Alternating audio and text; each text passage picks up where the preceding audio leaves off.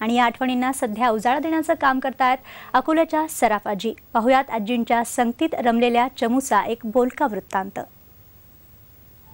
काही माणसांना वयच नसतं, त्यांना असते ती फक्त वृत्ती, खळाळणारी, भरारी घेणारी, तेजस्वी मनस्वी वृत्ती। आयुष्याची 75 ओलांडलेल्या सराफ आजींचा उत्साह आजही कायम आहे। आजी शिकवतात भातुकलीचा खेळ, ज्यात सगळा संसारच मांडलेला असतो। घरातल्या स्वयंपाकाच्या गॅसपासून गच्चीवरच्या पाण्याच्या टाकीपर्यंत सगळ्या गोष्टींचा संसार आजींनी थाटलेला। बरं, हा नुसता खेळच नाहीये, तर यातून एक परिपूर्ण गृहिणी होण्याचेही धडे मिळतात। चहा पावडर संपल्यावर काय करायचं इथपासून ते थेट पान सुपारीच्या डब्यात काय काय ठेवायचं इथपर्यंत साऱ्याच गोष्टी त्या मुलांना शिकवतात।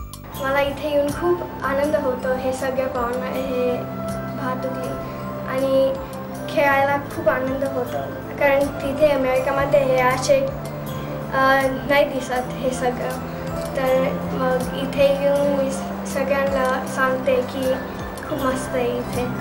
खेळवांडे खूप आवडतात आणि आजकाल इथे जुन्या प्रकारचे खेळवांडे पाहायला भेटत नाही, ते आजीच्या खेळवांड्यांमध्ये पाहायला भेटतात। आजींना त्यांच्या उत्साहाचं रहस्य विचारलं तेव्हा त्यांनी हे उत्तर दिलं।